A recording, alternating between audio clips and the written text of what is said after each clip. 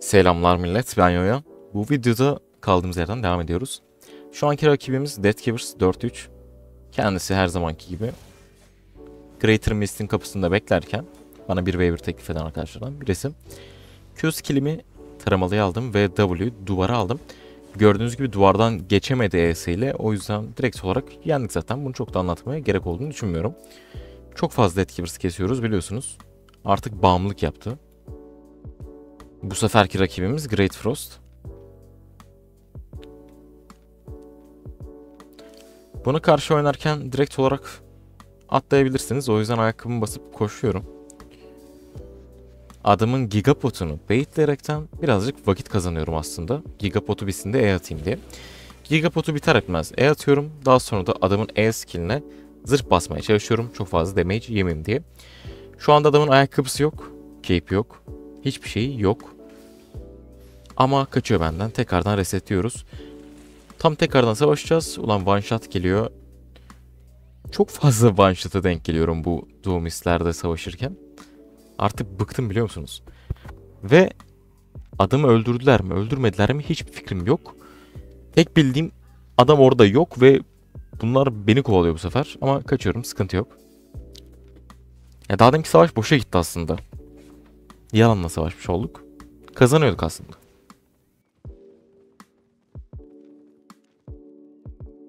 Daha sonra Avagol'da çıktım. Birazcık farm yapayım diye. Biliyorsunuz file'larımın speklerini kasıyorum bir yandan.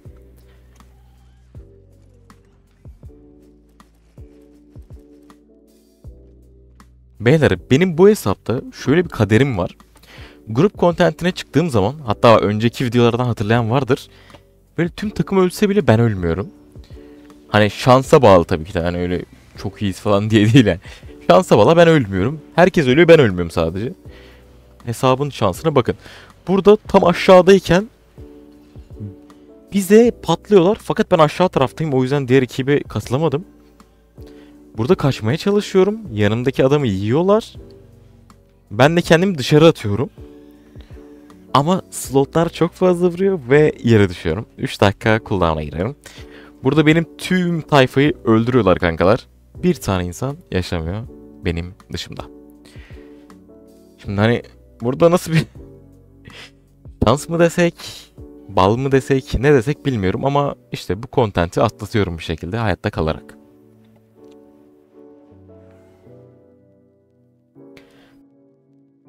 Daha sonra ekip tekrardan set çekiyor ve yine Vagol'da çıkıyoruz. Bilin bakalım ne oluyor bu sefer.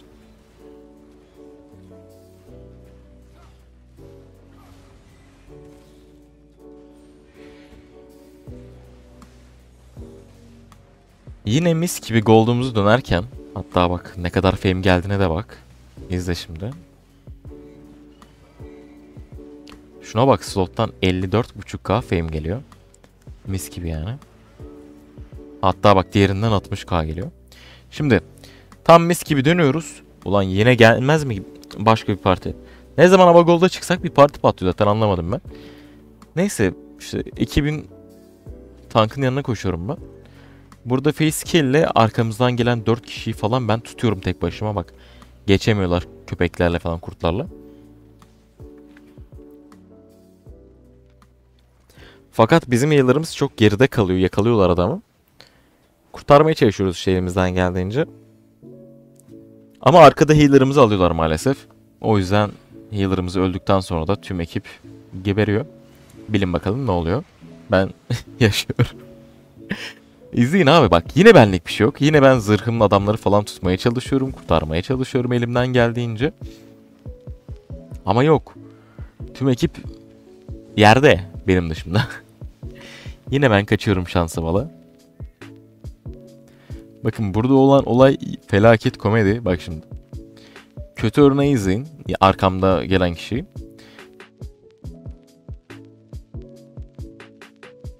Beraber A'ya basıyoruz. Ben rahatça A'ya basıyorum, biniyorum. Bizimkini yakalıyorlar ve arkada yiyorlar. Bense RM'ye basıyorum. Burada toplamda 2 kişi falan hayatta kaldı bu arada. Benden başka bir kişi daha hayatta kaldı. Bu seferki rakibimiz Deathgivers. Yine yani artık Deathgivers'ları anlatmak istemiyorum. 500 kez matchup'ı anlattım zaten. O yüzden direkt şöyle izleyelim nasıl kesiyoruz.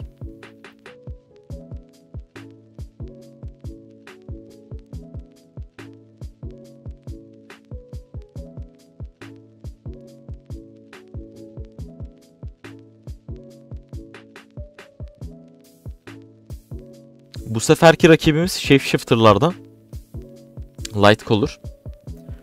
Buna karşı E skill'ine kafalık ve zırhınızı basarsanız direkt olarak damage yemezsiniz. Yani bakın şimdi. Arkadaş bana E atacak.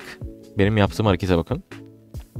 Önce kafalık basıyorum. Daha sonra yetmez belki diye zırhımı basıyorum. Bunun sayesinde hiçbir şekilde damage yemiyorum. Benim canım full. Rakibin ise %10'a kadar düştü neredeyse. Yani çok rahat bir savaştı.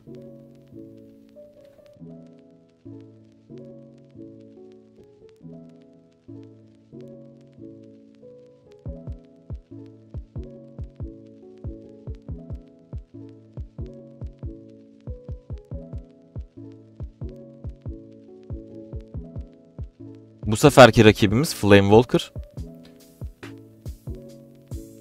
Flamewalker matchup'ında adamın Q'larını dodge'lamaya çalışın elinizden geldiğince.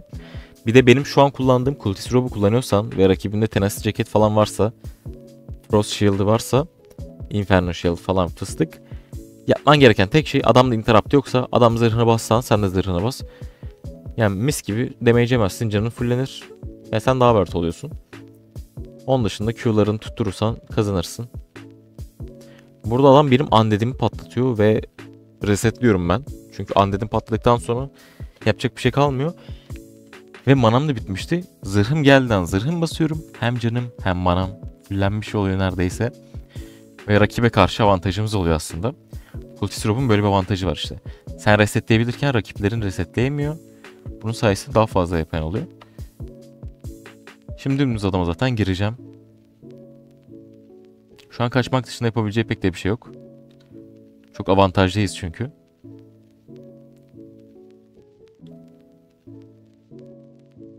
Burada adam güzel güzel dojluyor skilllerimizi ama işte başta yaptığı hatalar yüzünden maalesef kazanamıyor. Ama 300k para geliyor sadece, o yüzden haram mı etti bilmiyorum itemlerini. Bir şey kazanamadık.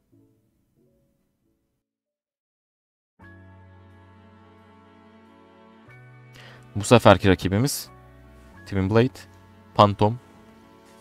Ya bu çara karşı oynarken çok da zorlanmazsınız diye düşünüyorum. Gördüğünüz gibi adamın skillinden dümdüz yürüyerek kaçıyorum. Hiçbir şey yapamıyor yani. Bir de adam E skillini kullandığı için rahatça Cultist Rob'u basabiliyorum. Sana atacak skill'i kalmadı. Yani çok anlatacak harbiden bir şey yok. Çok dayak yer sizin karşınızda. İyi izle GG VP.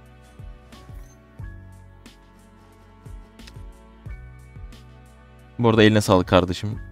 Çar farkından kazandık sadece. Yoksa seninle alakalı hiçbir şey yok. Lekin. Eline sağlık. Bu sefer aynı kişi Dual Sword'a gelmek istedi. Ben de tabii ki de kabul ettim isteğini. Dual Sword oynarken elinizden geldiğince kayıt atmaya çalışın. Bakın adam felaket yapışıyor üstüme. Evet. Assassin Shoes'u var. Evet. WE atıyor. Evet. Ama yani bir vuruşla kayıtlasan bir vuruştur. Burada adam zırhımı güzel bir şekilde kafalıyla itirerek bozuyor. Gayet güzel oynuyor burada. Yani yapabileceği her şeyi yapıyor aslında burada. Ama bizim gücümüz daha fazla. Avalon Omlet'ten falan defans da geldiği için bir şekilde yatıyor ve kesiyoruz adamı. Eline sağlık Lepin.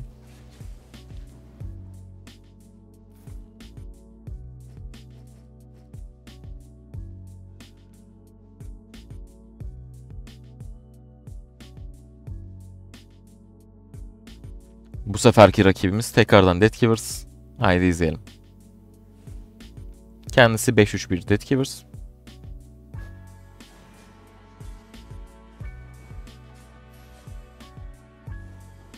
Burada baya bir kötü giga atıyor arkadaş aslında ama sıkıntı yok.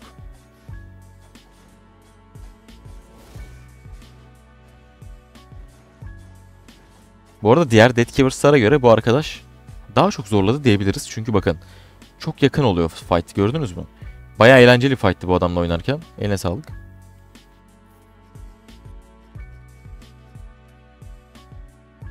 Tekrardan bir Deathgivers. Yine aynı adamla bir tane daha set çıkmak istedi yabancı arkadaşımız. Ben de okey dedim. Kam dedim. Tekrardan savaşıyoruz. Ama bu seferki savaş daha deminki savaş kadar zor geçmedi. Çok rahat bir şekilde kestik bu sefer. Sonra bir daha gelmedi zaten. Teklif etmedi yani.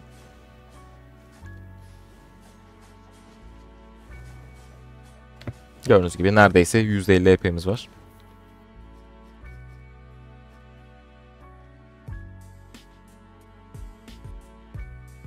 Bu seferki rakibimiz Dual Sword.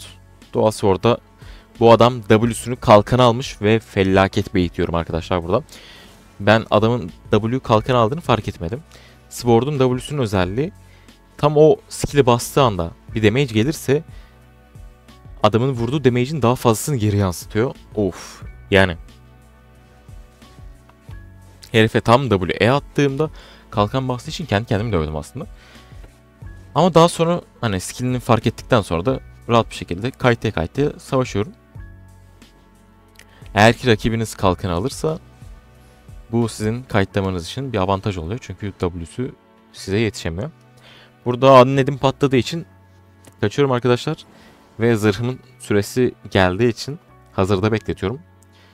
Eğer çok erken zırhınızı kullanırsanız adam sizin yanınıza gelmekten kaçar.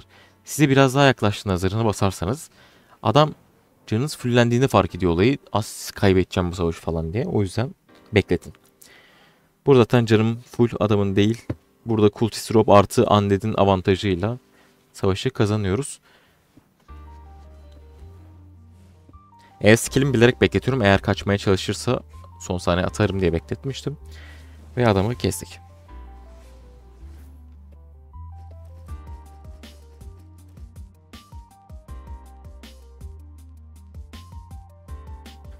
Bu seferki rakibimiz yine bir Deathgivers. Haydi izleyelim.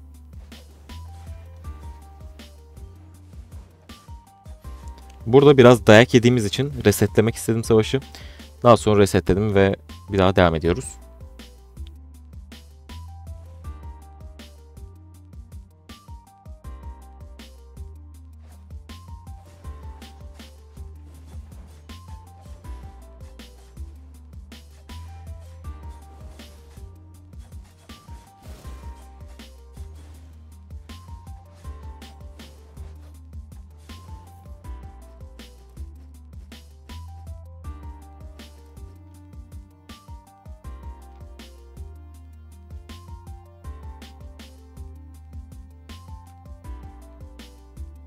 Bu seferki rakibimiz Avalon Fist.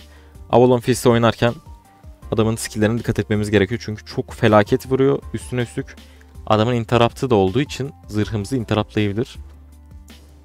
Bunu düzgün bir şekilde halletmemiz gerekiyor. Gördüğünüz gibi zaten adamı bayılttık neredeyse. Adam %10 HP falan düşüyor. Burada aslında Cultist Rob bastan ben de basabilirdim. Burada öyle bir hata yapıyorum diyebiliriz ama çok da önemi yok. Adamı kestik.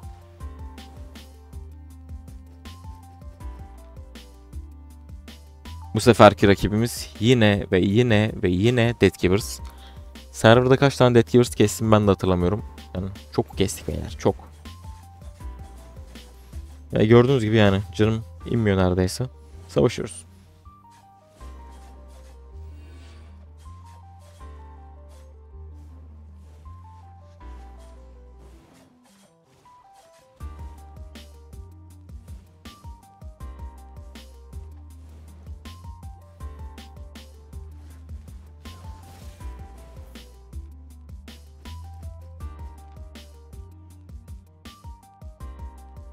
Bu seferki rakibimiz bir Badon. Kendisi W'sünü beni yakalamak için atıyor. Bu yüzden de çok felaket bir avantaja sahip oluyorum. Benden kaçma skill'i kalmadı demek oluyor bu. Şu an hem W'sünü hem de ısınca kitini harcadı. O yüzden dimdirekt kovalıyorum adamı.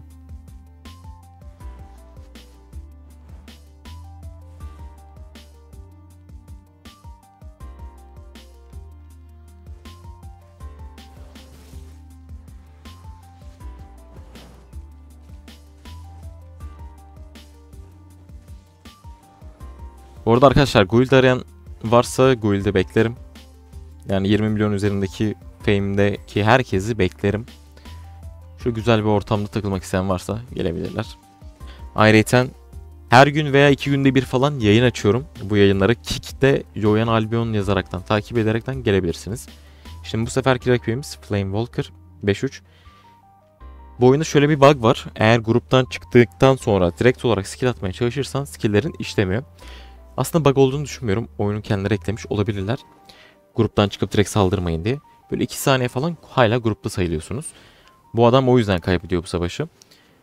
Gruptan çıkar çıkmaz atmaya çalışıyor. Fakat hala grupta sayılıyoruz. O yüzden Ace'i boşa gidiyor aslında. Ve direkt gördüğünüz gibi adama yapışıyorum. Sırf bir hata yaptığı için adamın işte bu duruma düşüyor. Yapabileceği hiçbir şey yok.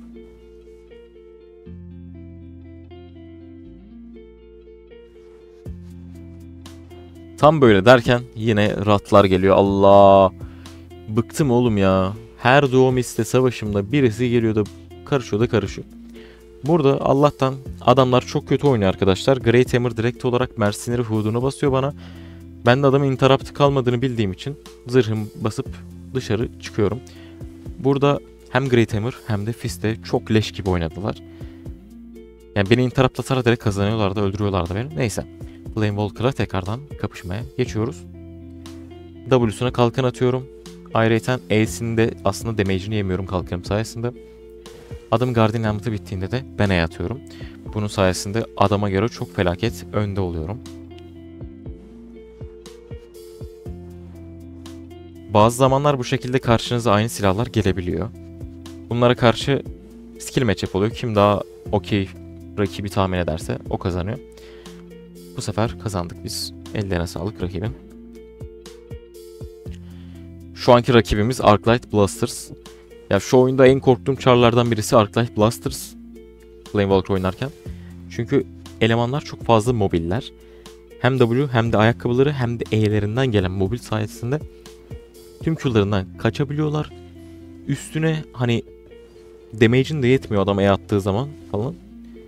Ama bir şekilde kesiyoruz bunu. GG. Yine her şey kırılıyor. 300k geliyor sadece. Sağlık olsun.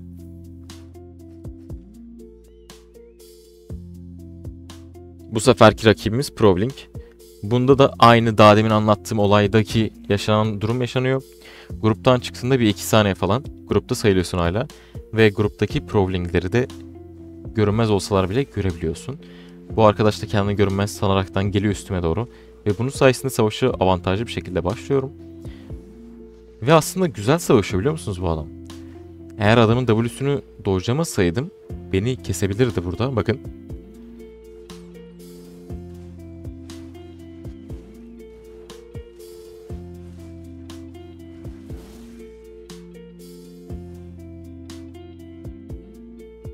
Tam olarak burada adamın köpek halindeki W'sunu dojluyoruz.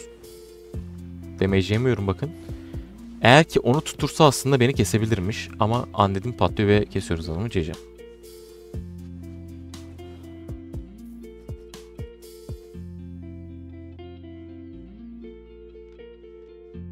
Bu seferki rakibimiz Dual Sword.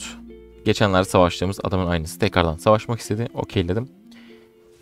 W'sunu kalkan almış ama tutturamadı. O yüzden çok felaket avantajlıyız. Çünkü W'su kalkandaysa ve sizin E'nizi size geri yansıtamadıysa o adam için iş bitmiştir. Gördüğünüz gibi çok rahat bir şekilde savaşıyoruz. Zırhımı güzel bir şekilde counterlıyor interruptlayarak. Ama yine de yetmiyor. Ve kesiyoruz. GG.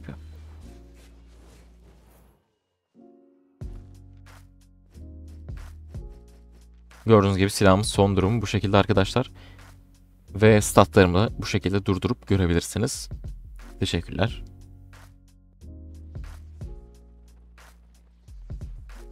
Yayına bekliyorum beyler bu arada bak. Yayına gelin.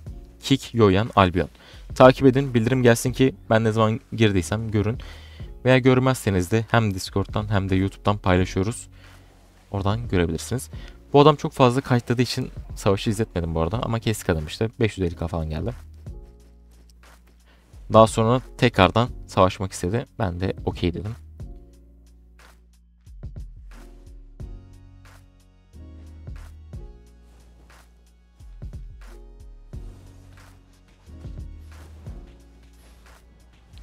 Bakın eleman çok felaket vuruyor aslında.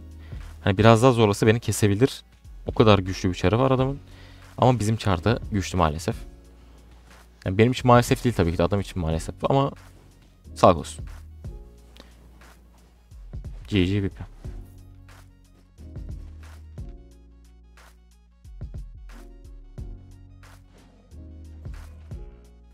Bu seferki rakibimiz Battleaxe. Battleaxe'leri oynarken yani aslında fena değil. Rahat kesebileceğinizi düşünüyorum. Burada güzel bir şekilde E ile başlangıç yapıyor. Sonra W ile üstüme koşuyor. Ama yani görüyorsunuz. Ya çok da yapabilecek bir şey yok bence Battleaxe'in Flame Walker'a karşı. Ya rahat bir şekilde full bakın. Mesafenizi koruduğunuz sürece yani yapamıyor bir şey. Herif üstüme geliyor, ben geri gidiyorum. Herif geri gidiyor, ben üstüne gidiyorum. Bu mantıkla ilerlerseniz. Bir de bakın adam zırhıma atıyor. Damage yemiyorum neredeyse. Çok az yiyorum.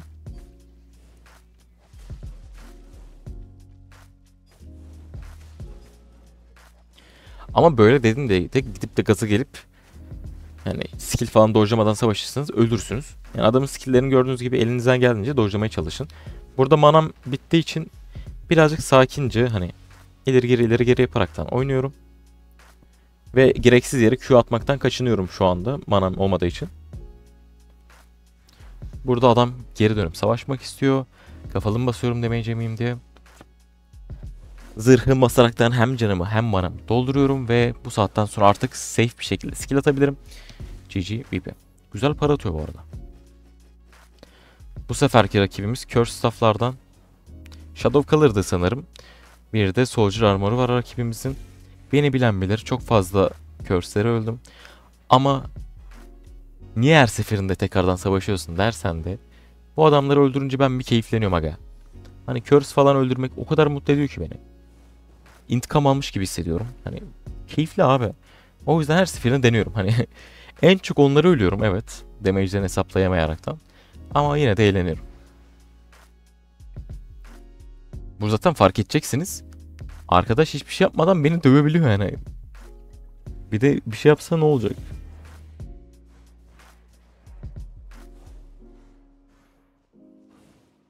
Bakın burada zırhımı basıyorum ve adam benim zırhıma E atıyor. Çok fazla damage yemiyorum. Resistans veriyor çünkü benim E skill'im. Üstüne üstlük kalkan basıyorum sonra da. Bu sayesinde bakın canım neredeyse full. Adamın canı %10'a düştü. Ama bak yine görüyorsun değil mi? Ama iyi vuruyor ya. Hayır iyi vuruyor bak. Ölmedik ama o yüzden sıkıntı yok. Adamı kestik. GG BP.